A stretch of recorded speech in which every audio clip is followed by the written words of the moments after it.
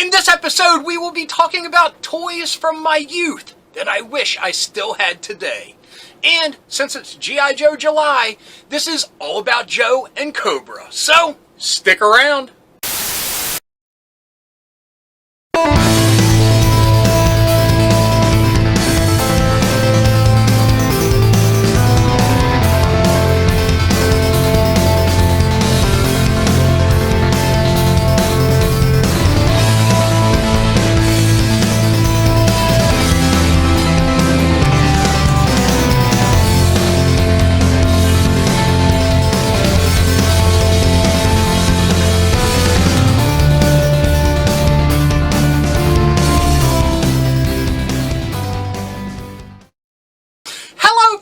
And dorkettes, and welcome to Nostalgia Syndrome.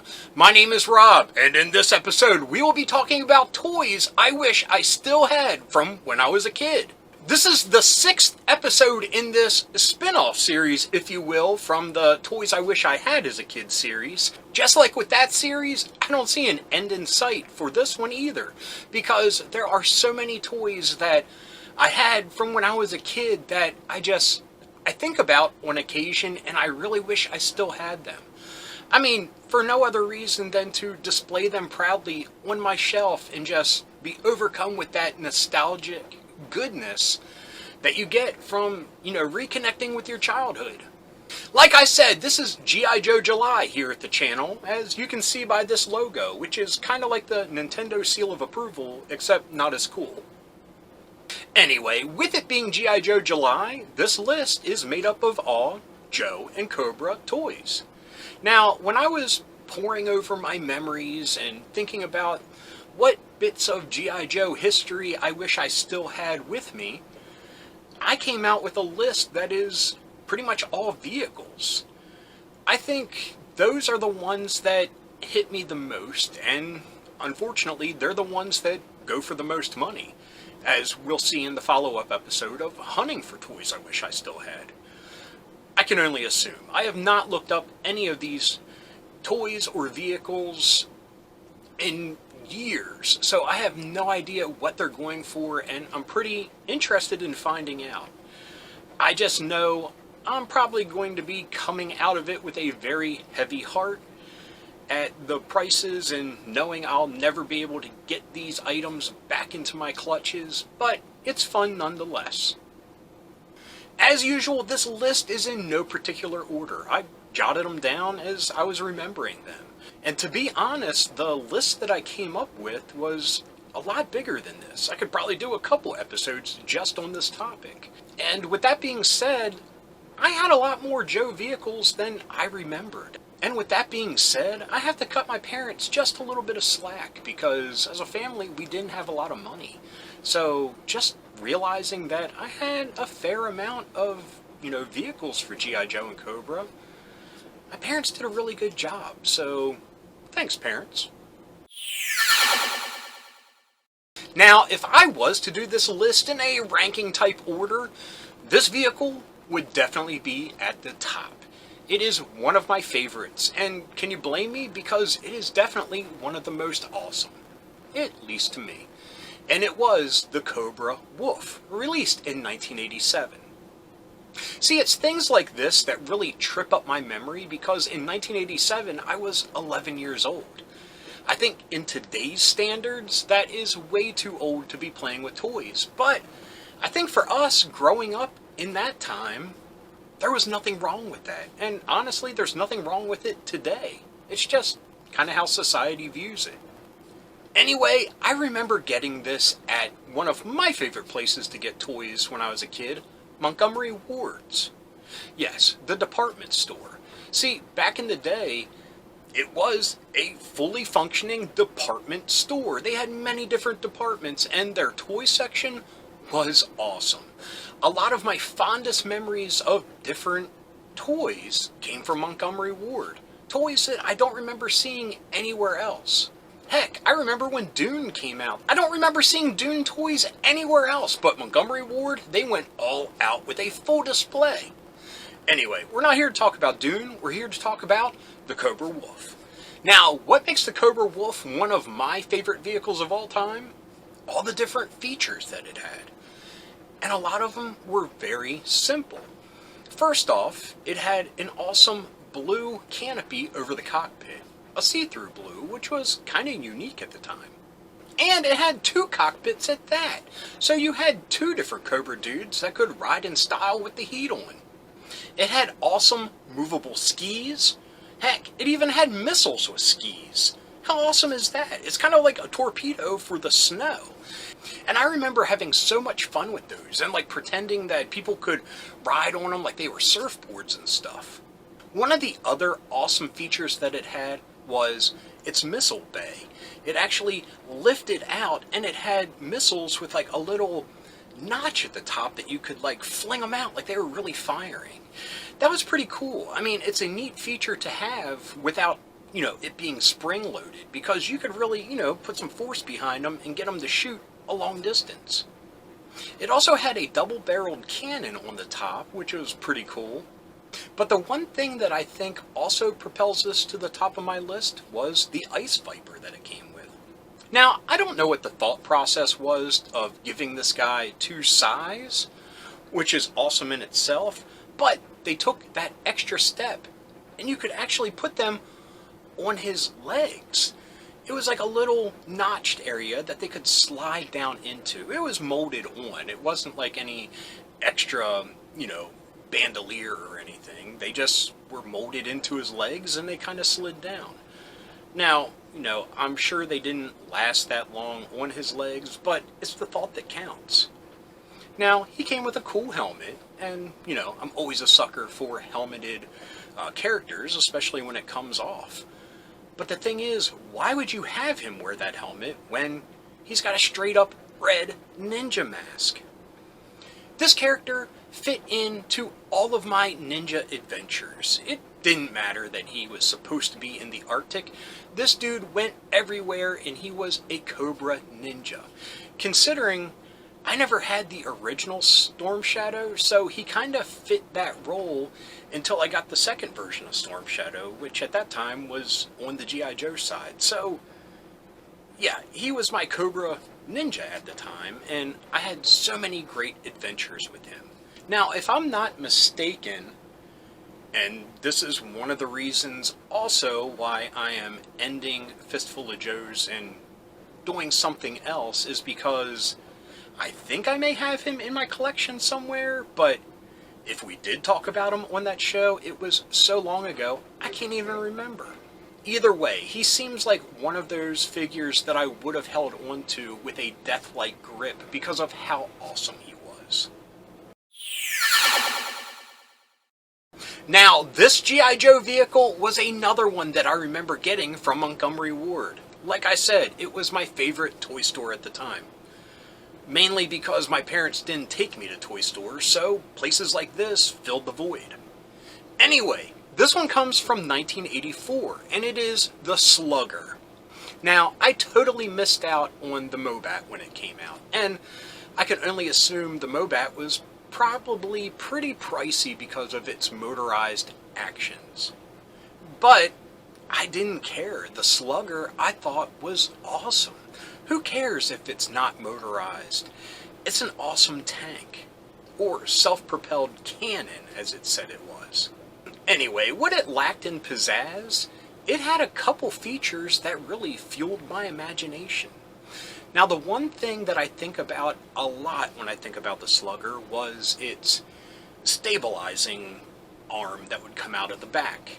Now, as a kid, I didn't realize what it was, and it had little teeth on it that, for me, it reminded me of a bulldozer. So that's what he would do. He would back up and push dirt and make little foxholes for the other Joe members. And I had so much fun just with that stabilizing arm. But like I said, as a kid, I just thought it was like a bulldozer.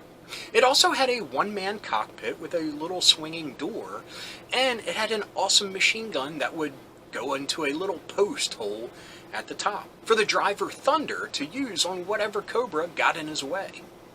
Now, Thunder, real quickly, I really liked that figure. I mean, he's plain, but he fit that aesthetic of Joe as it was evolving. He had, different things going on, that he just wasn't the normal green shirt, and he also came with an awesome helmet with a black visor.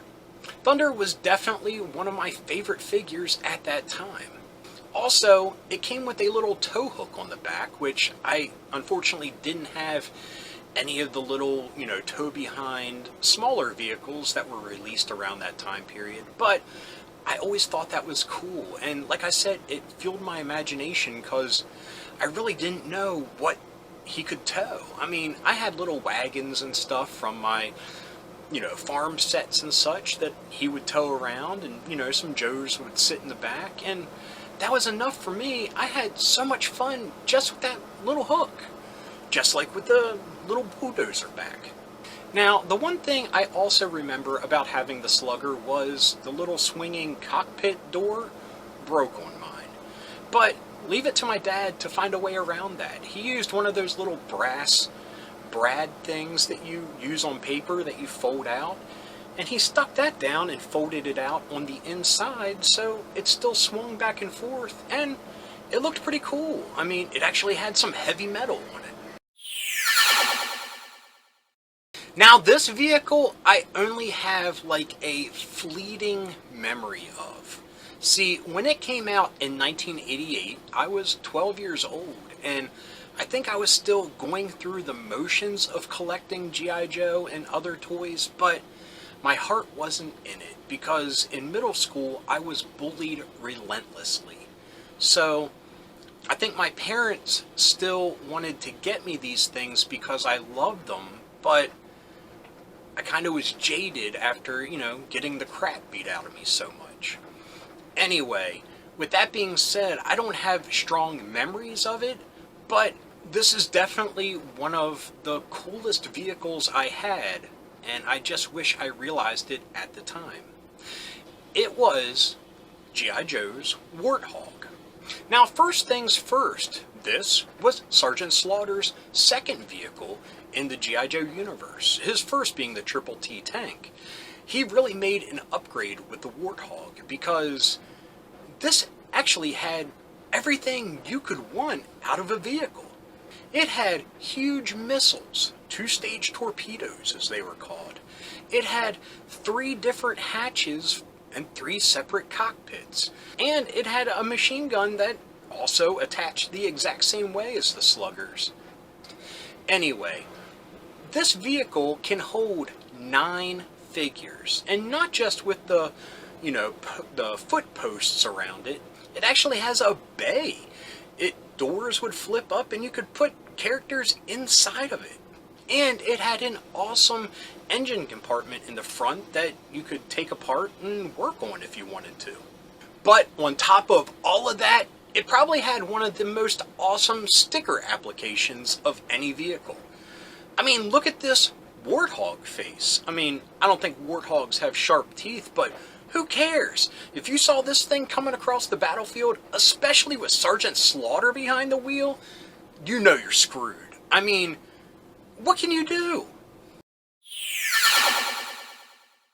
Now, this G.I. Joe vehicle was my first G.I. Joe vehicle, and because of that, I have such strong nostalgic anchors into it. I mean, if I could get one Joe vehicle again, it would definitely be this one, because, yeah, you know what I mean. Anyway, my grandmother got this for me along with the character of Doc, and that character also is one of my favorites of all time. No matter what favorites list I could come up with, he would definitely be close to the top because of just the whole package. My grandmother going out of her way to buy me a toy and a little vehicle. Anyway, this was the Polar Battle Bear, released in 1983. You could really start to see the personalities of the characters. I mean, let alone Doc, far and away different than any of the other original Green Shirt Joes that came out in '82. But the character of Snowjob, who this vehicle was pretty much tailored for. I mean, definitely a complete departure from what we knew. I mean, decked out in total white. Anyway, we're not talking about Snow Job. We are talking about the Polar Battle Bear, which is a snowmobile. Now, I don't know if this was all kids or all boys or an 80s thing, but motorcycles were cool. By relation, snowmobiles are equally as cool. Maybe not equally, but they're still pretty cool. Anyway, this vehicle, I mean, it was so simple yet so awesome. Now, before we begin, I want to say one of the things that makes it neat was the skis on the front that would move. Unfortunately, I thought it was so neat and moved them so much, that's where it broke. That's why I didn't have it anymore and don't have it anymore, because it broke and my parents threw it away. It wasn't a simple fix like the little copper brad thing that I mentioned with the Slugger. I mean, this was a total just breakage of plastic, and that still is a huge bummer to me to this day. But, I mean, you had one cushy leather seat for the driver to be in, and two other Joes could be hanging on the back. It had missiles, it had guns on the front, it had an engine compartment that would come off, and it had that imagination driving tow hook on the back. Like I said, I never had any of the little things that actually would be towed by it, but I made do with what I had. Like I said, little wagons from, farm play sets that I had. And by the way, I still hung on to those Little People farms for a very long time because they were a base for G.I. Joe to hang out with, because I never had any of the official bases. Who has that kind of money? Anyway, it had a lot of neat features for such a little price-conscious vehicle. But it is one that I am really curious to see, what it's going for nowadays on eBay. I mean, fingers crossed I can find one reasonably priced, but I'm not betting on it. I mean, it's got a lot of factors against it. I mean, sellers just know something is from the 80s and throw a huge price tag on it. Add G.I. Joe to that, and you're done. Now, when this Cobra vehicle was released in 1987, I was still 100% all about G.I. Joe. The sad reality of what I was saying happened in 1988 has not happened yet, and this was a vehicle that I really loved, and it had so much bang for the buck. It has so much going for it that I am completely flabbergasted over what the original sale price was. For the mere price of $10, you got a tank, a battle platform, and another attack vehicle. Just think about what you can get for $10 today in regards to toys. Not a lot. But back in '87, that got you the Cobra Maggot. And with all of that, you also got an awesome figure, the Worms. Whoa! Wait a minute! Sorry for interrupting myself, but I just wanted to point out that Worms is an abbreviation. Between each letter is a little dot, and each letter is a word. The words are, and let me get this straight here, Weapons Ordnance Rugged Machine Specialist. Leave it to Hasbro to always force an abbreviation. Back to me. And that figure was awesome. He was completely different than other Cobra figures at the time. I mean, he's very drab in that brown outfit, and he has an awesome, very Rocketeer-esque helmet with a little antenna that I probably lost right away. Now, back to the Maggot, which is a sentence I never thought I would ever say. But anyway, the Maggot, like I said, was 3 separate things that formed together to make one larger vehicle.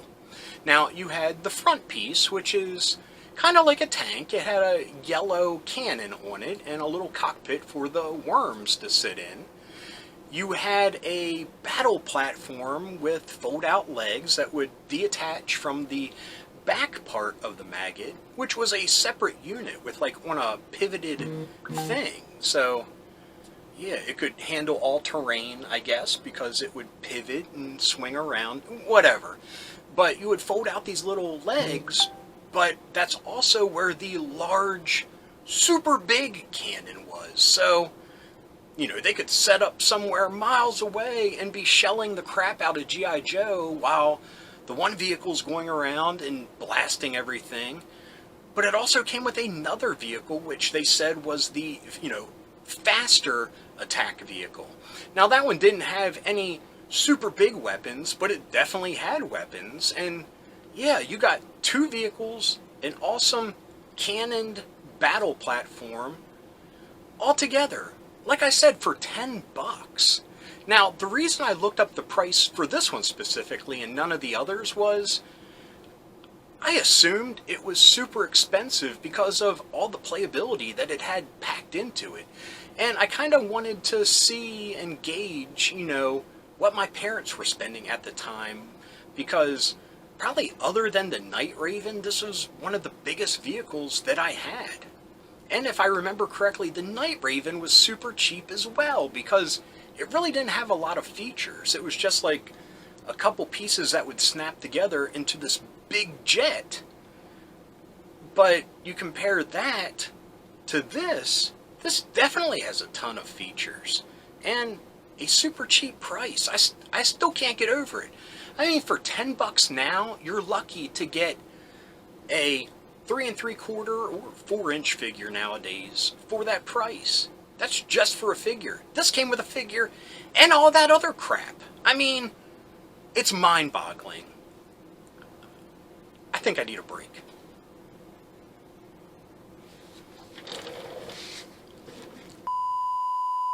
Instead of resting, what I did was went researching for what the prices of these other vehicles were.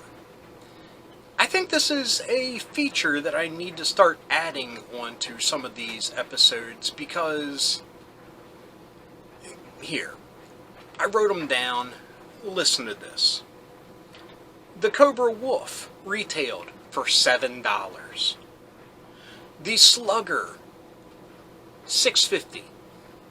The Warthog, $9. The Polar Battle Bear, $3.